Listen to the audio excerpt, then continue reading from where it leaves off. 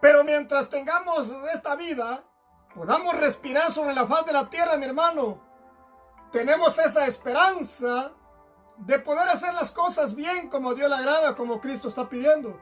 Bendito sea Dios. Aunque nos llamen locos, aunque nos llamen legalistas, extremistas, religiosos, juzgones, criticones, nuestro trabajo, mi hermano, como predicador, como evangelista, es desenvainar la espada y empezar a cortar, como dice Hebreos, capítulo 4, versículo 12, con aquella espada de dos filos, Antiguo y Nuevo Testamento. Bendito Dios. Vamos a meditar por un momento, mis queridos hermanos. Usted que ya está presente, usted que tiene oídos para oír. El que lee dice, entienda lo que lee, y el que oye, oiga lo que el Espíritu dice a las iglesias. Bendito sea Dios. Muy bien. Yo no sé, mi hermano, cómo está pasando su vida espiritual y física en estos días. No sé cómo la pasó ayer, cómo la pasó hoy. No sé cómo amanecerá mañana. Bendito Dios. Quizás su matrimonio no marcha muy bien. Quizás ha llegado la escasez. Quizás se ha quedado sin trabajo. O quizás la enfermedad ha llegado a su vida. O quizás el problema ha llegado a su vida, mi hermano, mi hermana, amigo. Pero tenemos en quién acudir. Tenemos en quién confiar. No se turbe vuestro corazón, dice Dios. Basado a esta palabra en la carta, el Evangelio de Juan, capítulo 14 en adelante, dice, no se turbe vuestro corazón. Es cierto, como seres humanos a veces nos turbamos, pero Dios dice, no se turbe tu corazón. Confía en Dios, también confía en mí, no se turbe. Bendito Dios. Y Dios dice, mi hermano, si Él conoce nuestra vida física y nuestra vida espiritual, de lo que usted y yo tenemos necesidad, Dios lo sabe, claro que sí lo sabe. Si Él conoce nuestra vida, Él conoce nuestra mente, nuestro corazón. Él dice, mi hermano, allá en el Evangelio de Mateo, capítulo 6, versículo 27 en adelante, dice, yo sé de qué cosas ustedes tienen necesidad. Yo sé que ustedes tienen necesidad por el vestido, por la ropa, por los alimentos. Pero no se preocupen, dice Dios. Los gentiles sí se preocupan por estas cosas. Porque los gentiles no conocen a Dios y no tienen confianza en Dios. Pero ustedes, dijo Cristo, ustedes busquen primeramente el reino de Dios y su justicia, y todas las cosas vendrán por añadidura. Bendito sea Dios. Así que no se preocupe. Ponga sus problemas en las manos de Dios. Ponga sus quejas, su llanto, su tristeza, su dolor en las manos de Dios. El ser humano quizás le va a dar palabras de aliento, pero no va a ser suficiente para llenar quizás ese dolor, ese vacío en su corazón, esa tristeza. En cambio, Dios, a través de su Espíritu Santo, Dios viene consolando, viene restaurando a través de su palabra, a través de su Espíritu Santo. Nada más que el ser humano tiene que dejarse moldear. Bendito sea Dios. Tiene que dejarse moldear por las manos, por el Espíritu Santo de Dios. Ensuavecer ese corazón que quizás todavía tiene rasgos de piedra. Convertirlo en carne para que sienta la presencia de Dios. A lo contrario, mi hermano, el hombre no siente nada. Bendito sea Dios. Así que Dios bendiga a todos ya los presentes, los que van a ver esta transmisión más adelante. Bendito sea Dios. Hay de aquellos, dice la Biblia 5:20 de Isaías, de que a lo bueno le llaman malo y a lo malo le llaman bueno, dice la Biblia. Entonces, mi hermano, hoy mientras podamos respirar, tenemos la esperanza de estar a cuentas con Dios. Así que si viene la muerte, mi hermano, que venga la muerte. Pero el morir no es el problema. El morir sin Cristo es el problema. Claro que sí. Porque al morir sin Cristo, no hay esperanza de que vayamos con Él el día que Él venga y se oiga aquel trompetazo final y los muertos en Cristo resuciten primero, basado en la primera carta de Tesalonicenses, capítulo 4, versículo 16. Y los muertos en Cristo resucitarán primero.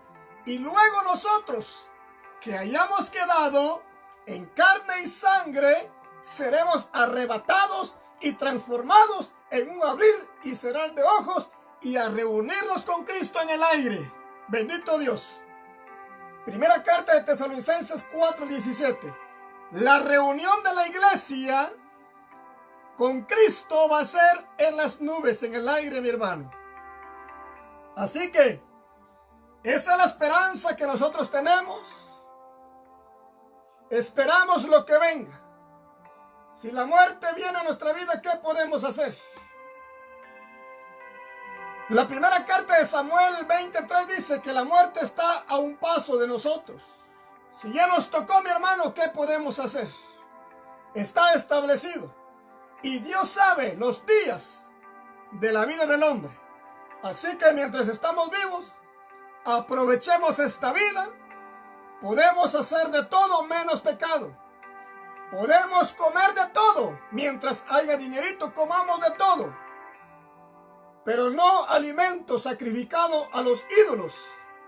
Porque detrás de esos ídolos, dice la Biblia, operan demonios del mismo Satanás. Así que tengamos cuidado, mi hermano amigo, usted que no le ha entregado su corazón a Cristo. Así que, mis hermanos, es un gusto poderles saludar en el nombre de Jesús de Nazaret. Dios le bendiga a los hermanos que comentan. Sus comentarios son buenos, son con pensamientos buenos, pues, ¿verdad? Pero hay personas que empiezan a comentar cosas malas, ¿verdad? Y otros que hacen unas preguntas que no vienen al caso de la predicación, bendito sea Dios. Hay personas, mi hermano, que se han metido en perfiles falsos y nos han mandado solicitud de amistades, pero solamente para comentar cosas malas.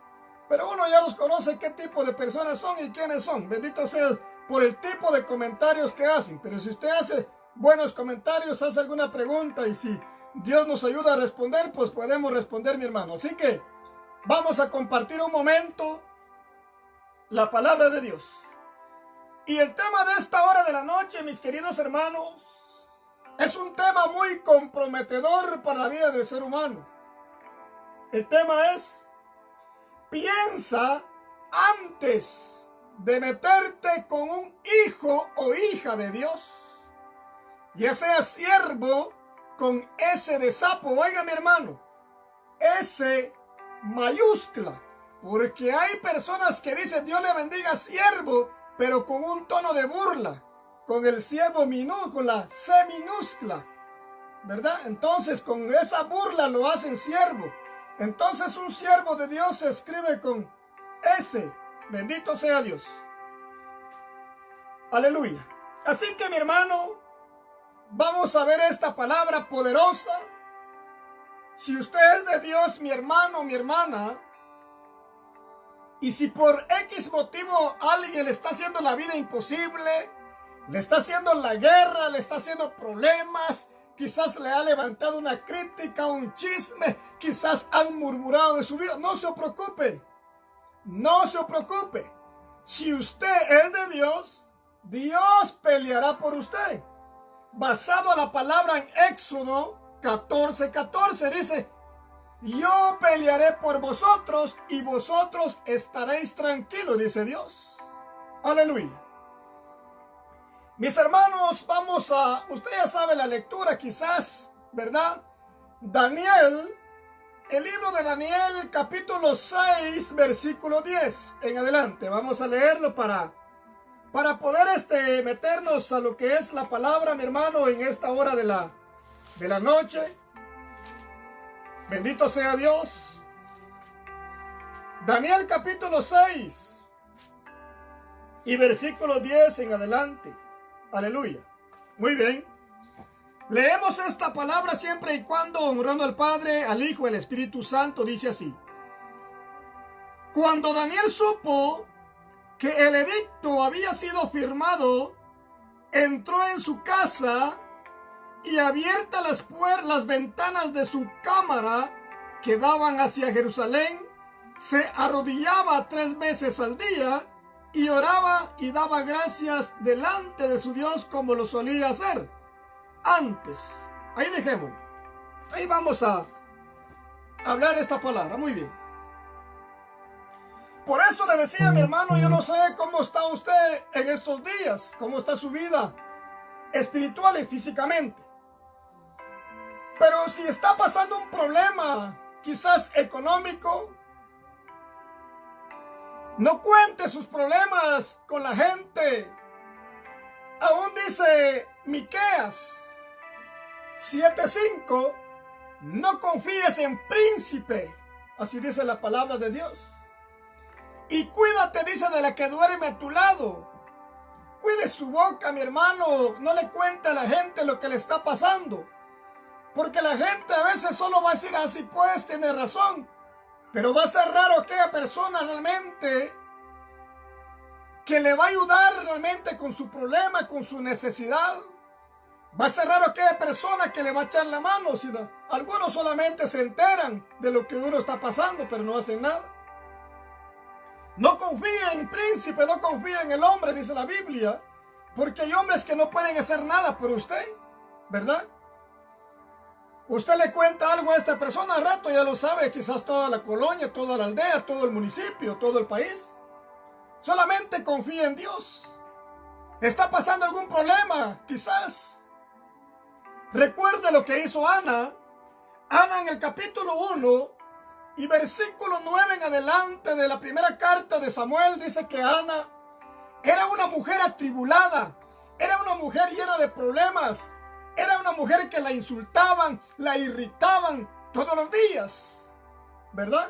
Pero Ana, mi hermano, no corrió, dice, con el vecino. Ana no corrió con las autoridades, no. Ana corrió, dice, pero para el templo. Allá en el templo, aquella mujer se puso de rodillas. Allá empezó a clamarle a Dios. Tanto era su angustia que sus labios solamente se movían, dice la palabra, poniendo sus quejas delante de Dios. Aleluya. Aún el sacerdote que estaba ahí la juzgó realmente por su apariencia, pero no podía ver lo que había en su mente y en el corazón de Ana. No, aquel sacerdote llamado Elí no pudo ver el sufrimiento, el llanto, la tristeza, el desaliento que había en el corazón de aquella mujer. Pero más Dios sí la conocía. Dios miró su necesidad, su aflicción de espíritu, mi hermano. Pero aún aquel sacerdote Elí le dijo, bueno, mujer, tómate el vino y vete para tu casa. La trató de borracha, porque aquella mujer solo movía sus labios hablando con Dios. Pero más sin embargo, Dios le respondió. Dios realmente le cumplió su petición, lo que ella pidió, mi hermano. ¿Pero por qué? Porque ella su problema, su necesidad, la puso en las manos de Dios. Así que si quizás usted está pasando problemas, está pasando enfermedad, hay que meditar, mi hermano, por qué está la enfermedad en su vida, en su cuerpo, por qué ha llegado a su familia. Hay que meditar, mi hermano, y más adelante vamos a ver que quizás por qué puede ser esa enfermedad. Bendito Dios. Así que el siervo Daniel era un hombre de Dios, era un hombre usado por Dios, era un hombre que se arrodillaba, dice, se ponía de rodillas 3 veces al día. Era un hombre de oración, era un hombre de ayuno, bendito Dios.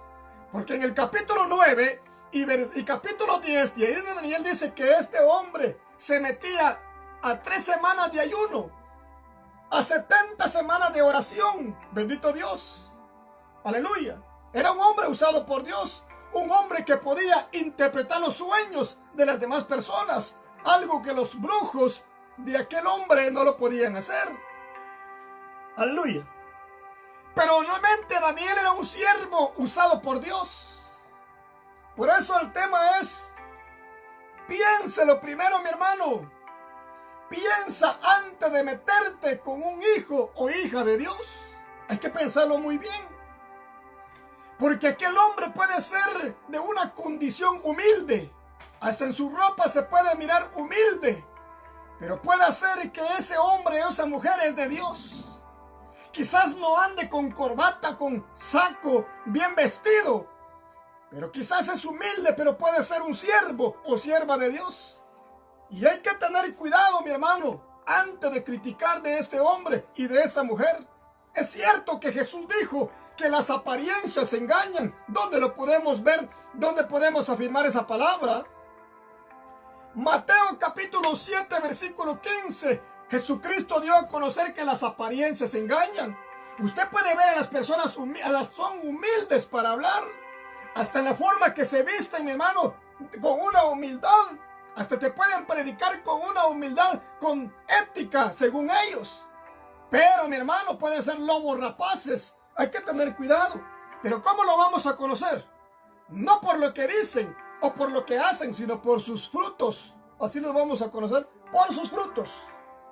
Aleluya. Usted quizás puede tener en su casa un buen árbol de mango bien frondoso. Puede dar buenos mangos, pero ¿cómo está ese mango por dentro? Quizás está lleno de gusanos, quizás está podrido. Entonces lo conocemos por sus frutos. Bendito sea Dios. Aleluya. Muy bien. Entonces, mi hermano, dice que aquel rey llamado Darío pensó dice la Biblia, en poner aquellos hombres. Eran 3 hombres y Daniel era uno de ellos. 3 gobernadores, dice la Biblia. Si usted lee en el capítulo 6, versículo 1, dice que aquel rey pensó, dice, en poner aquellos 3 hombres como gobernadores y a 120 sátrapas. Hoy le conocemos por caporal o capataces, ¿verdad? Y dice que aquellos 3 hombres, aquellos 3 gobernadores, iban a recibir la cuenta de aquellos 120 sátrapas que el rey había puesto para que la ciudad, sus bienes económicos no fueran perjudicados. Muy bien. Pero aquellos 120 sátrapas se pusieron de acuerdo, juntamente con los otros 2 gobernadores. No querían a Daniel realmente en el grupo de ellos. Aquellos 120 no querían a Daniel. Aquellos 2 gobernadores no querían a Daniel que trabajara con ellos. Empezaron a llevarlo mal, porque Daniel era un hombre de Dios. Y un hombre de Dios no tan fácil se va a dejar realmente llevar por las apariencias o llevarse por las ganancias deshonestas, ¿no? Un hombre de Dios no puede ser avaro, codicioso. Quizás así eran aquellos hombres, pero Daniel era un hombre justo, era un hombre recto delante de Dios. Y aquellos hombres empezaron a buscarle ocasión para sacar a Daniel, pues, para que no trabajara con ellos. Empezaron, dice la Biblia, y empezaron con un edicto, empezaron a levantar firmas. Firmaron los 120 príncipes, magistrados, gobernadores. Empezaron a firmar, y firmaron aquellos 2 gobernadores y lo llevaron con el rey y le dijeron: rey, vives para siempre. Nosotros y los sátrapas, dice, hemos realmente pensado en hacer este edicto, que cualquiera que demande petición a otro Dios que no fuera el tuyo, sea echado en el foso de los leones. Estaban haciendo bien sus trabajos, pero un trabajo mal delante de Dios. Y dice que el rey le encantó. Dice que el rey lo firmó con su anillo, dice la Biblia. Cuando Daniel supo que el edicto que firmaron aquellos hombres maliciosos, dice que Daniel, mi hermano, es que Daniel no se fue a poner con ellos. Daniel no fue a reclamarles que por qué habían hecho esto, ¿no? Daniel era un hombre prudente, Daniel era un hombre de Dios. Dice la Biblia que se fue para su habitación. Allá, dice, se tiró de rodillas, empezó a clamarle a Dios por el edicto que aquellos hombres habían firmado, bendito Dios. Y dice que los hombres empezaron a buscarle, pero no le hallaron ocasión alguna. No le hallaron falta a Daniel. Entonces, mi hermano, se metieron con lo relacionado con Dios. Bendito Dios. Nunca se meta con algo que tiene que ver con Dios. Si la obra es de Dios, mi hermano, Dios va a pelear por esa obra. Bendito Dios. Si el hombre es de Dios, Dios va a pelear por ese hombre. Si esa mujer es de Dios, Dios va a pelear por esa mujer. Bendito Dios. Si ese joven es de Dios, Dios va a pelear por ese joven. Así es, claro que sí. ¿Sabe por qué? El ángel de Jehová acampa alrededor de los que lo temen y los defiende. De aquellos que le temen. Bendito Dios. Y los va a defender. Pero si no es de Dios, ¿quién lo va a defender? Quizás ni el diablo los va a defender. Pero cuando el hombre y la mujer es de Dios, Dios pelea por ellos. Bendito sea Dios. Entonces dice la Biblia que aquellos hombres dijeron, entonces vamos a ver a este hombre. Vamos a ir a ver porque este quizás está adorando a su Dios. Y cabal pues. Fueron los hombres maliciosos e encontraron a Daniel de rodillas. Daniel estaba orando, dice la Biblia, que oraba 3 veces al día. Era un hombre de oración. Cabal dice, encontraron a Daniel orando a su Dios verdadero, al Dios que nosotros adoramos y glorificamos hasta el día de hoy. Y fueron realmente con el rey Darío y le dijeron, rey, tú firmaste el edicto que cualquiera que demande petición a otro Dios que no fuera el tuyo sea echado en el foso de los leones.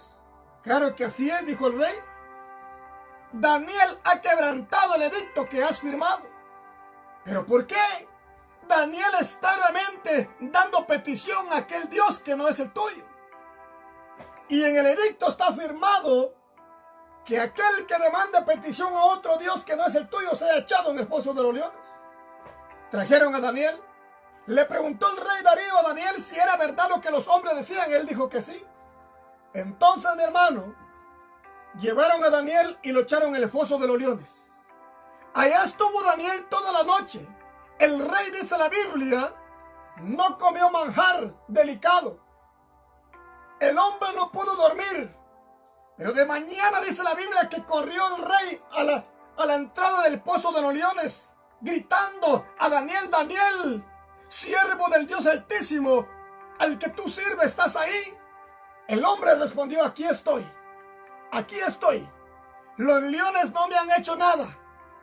El rey, dice la Biblia, se alegró profundamente de ver a Daniel con vida, de que los leones no se lo habían comido. Mandaron a sacar a Daniel. Y apuesto Daniel en el palacio, llamaron realmente a los hombres que acusaron a Daniel maliciosamente. Aquellos 120 sátrapas, aquellos 2 gobernadores los llamaron delante del rey. Pero ¿sabes cuál es lo triste, lamentable? Ojalá que solo ellos hubieran pagado por sus errores.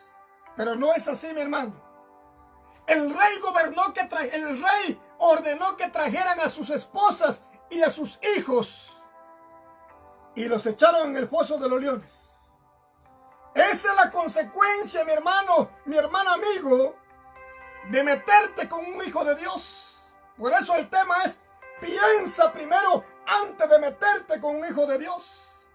No sea que las consecuencias va a ser para toda tu familia. Ese es el problema. Mucha gente hace las cosas sin pensarlo. Algunos no lo hacen por ignorancia, porque realmente lo quieren hacer, mi querido hermano, sin medir las consecuencias de lo que le puede venir a su familia. Bendito Dios.